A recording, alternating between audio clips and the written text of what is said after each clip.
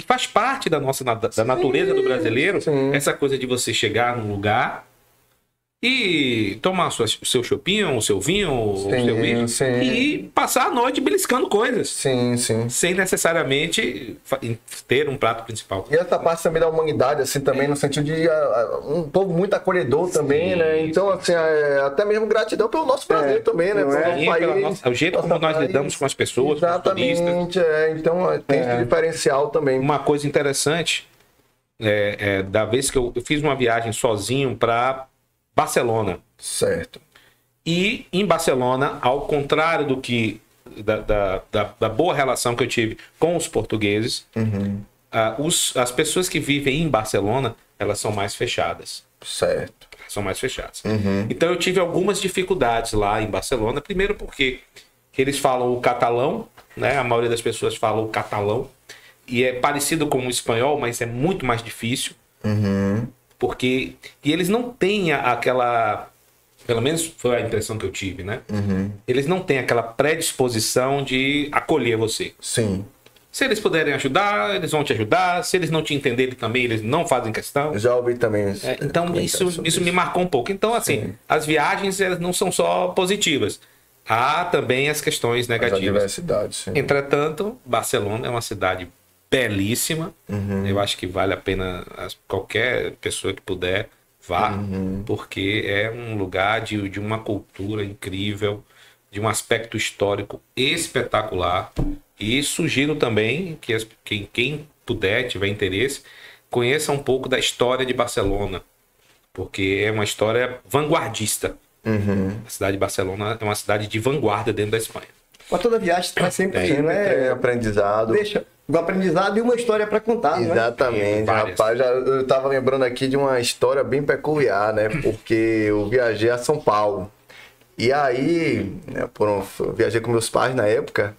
E aí, meu pai bem conservador, né? A forma dele ser mesmo. E aí, por um acaso, minha mãe naquele momento não ia sair. Ia sair eu e meu pai. E aí eu perguntei ao recepcionista se ele indicava alguma balada para eu estar levando meu pai, tranquilamente. Balada não, boate, perdão. Perguntei se tinha alguma boate que eu indicava. Só que, assim, evidentemente que boate aqui em Salvador, a gente sabe que é algo bem... Uma balada mesmo, uma balada do pessoal de São Paulo. Só que lá eles interpretam de uma outra maneira. E aí, beleza, entra no táxi sem meu pai. Só que na hora, a sorte nossa foi que minha mãe decidiu ir. E aí a gente entrou no táxi, tava aí o meu pai e minha mãe. Daqui a pouco a gente falou o nome do local, né? Meu pai falou o nome do local que o recepcionista tinha indicado, na maior boa vontade, né? Segundo a visão dele, que a gente pensou que era o... Beleza, quando ele fala para o taxista, eu olhou assim, senhores, tem certeza que esse ambiente, é que eu acho que esse ambiente dá muito família. Então, assim, para eles, boate é outra coisa. Então tem outra atribuição que deu para compreender. Então, assim, resultado, a gente acabou dando risada. Minha mãe, então, aproveitou a oportunidade, deu uma brincada também. Ainda bem que a mãe foi, porque se não fosse, era capaz do taxista levar tranquilamente. Exatamente. Então, perfeitamente normal. Exatamente. Então, assim, lá boate pra eles é outra coisa, pro pessoal de São Paulo, né? Pra gente, boate é balada. Então, assim, são diferenças também que às vezes, na hora foi um momento bem constrangedor e ao mesmo tempo de risada, que a gente aproveitou, porque às vezes momentos constrangedores a gente tem que aproveitar o quê? Pra rir. E muita gente não se permite também errar. É verdade. O erro faz parte. O engano faz parte. Tá tudo certo. Qual o problema? Até mesmo você tá fazendo alguma situação, tem alguma coisa a ajustar? Ajusta. Verdade, verdade. Então, assim, foi uma situação que eu lembrei. Minha mãe sempre veio humorada também, né? Deu risada pra caramba e... Acredito que eles estarão vendo também esse podcast. Eles não, certamente estão.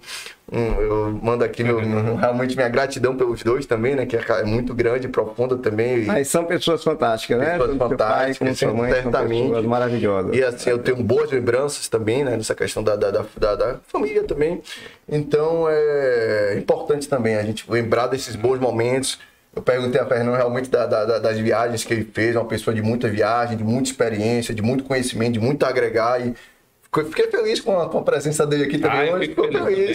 Fiquei feliz. Obrigado pelo convite. Sim, agregou bastante sempre aqui. Sempre que possível for, estarei com vocês aqui, porque, olha, é um bate-papo gostoso. Não é? Bacana, bacana. Não, Com certeza.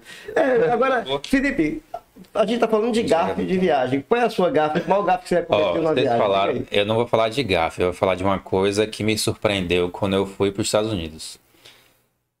Meu irmão sempre falava que lá o pessoal não anda de ônibus lá. E eu ficava sem entender, porque como assim, velho? O pessoal, a melhor nação do mundo, o pessoal não anda de ônibus, precisa de carro para tudo, como é isso? Quando eu fui para lá que eu fui entender, realmente lá tem poucos pontos de ônibus na cidade, você vê pouco ônibus andando na rua e os lugares são muito distantes um do outro. Eu ficava sempre na dúvida como é que eles se locomoviam lá. Depois que eu fui entender por quê, porque que lá foi um país que foi feito de maneira diferente do Brasil.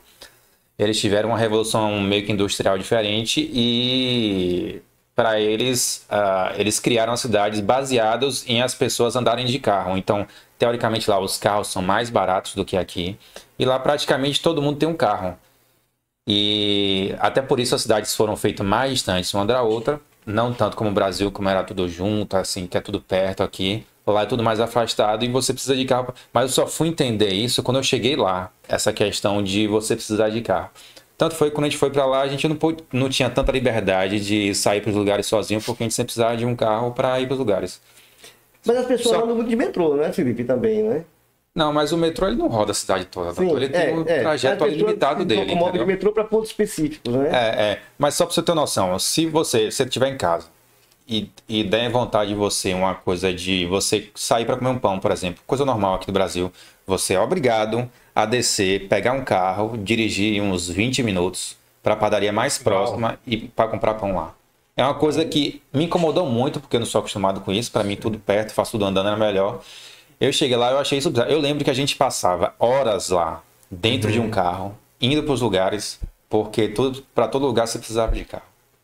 Caramba. Isso me surpreendeu. São as histórias de cultura, né? Me surpreendeu. Eu acho que na Europa, Fernando, é diferente. Lá os lugares são mais próximos. Não, e você tem uma área de metrô que é muito eficiente. Muito eficiente. É incomum o pessoal comprar muito carro, assim, que nem aqui no Brasil, que nem lá nos Estados Unidos, por exemplo, né?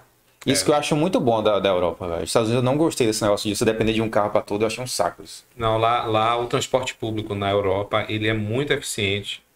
Você se desloca com muita tranquilidade para qualquer lugar. Qualquer lugar, é impressionante. É verdade, você se locomove em metrô, então, né? Muito bem servido de metrô, né? Muito bem servido de metrô. Você anda, se desloca facilmente. Eu me lembro que em Barcelona, eu fiquei na casa de um grande amigo meu, Alexandre, que me recebeu lá na casa dele, um amigo de infância, ele, a família, 2 filhos, da esposa e tal. E ele falou assim, olha, Fernando, você vai sair daqui de casa, porque ele estava trabalhando, eu estava de férias, mas ele estava trabalhando. Então eu andei muito sozinho por lá. Aí ele falou assim, ó, você vai sair daqui e vai andar 100 metros até aquela estação. De lá, você vai pegar o metrô e vai parar na Praça da Espanha ou na Praça da Catalunha. Dali, você anda para qualquer lugar. É impressionante. Então, o transporte público deles é muito eficiente e muito fácil de você se localizar. Muito interessante. Eu gostei muito. Bacana. Bacana, viu? Legal, né? Espero que um dia nós tenhamos essa aprendi bastante aqui, viu? Aqui realmente vim para um bate-papo, foi um bom bate-papo, excelente bate-papo. Está sendo. E ainda teve essa questão realmente que eu não sabia, dessa curiosidade, desse fato. Então a gente começou falando bastante sobre gratidão também, né?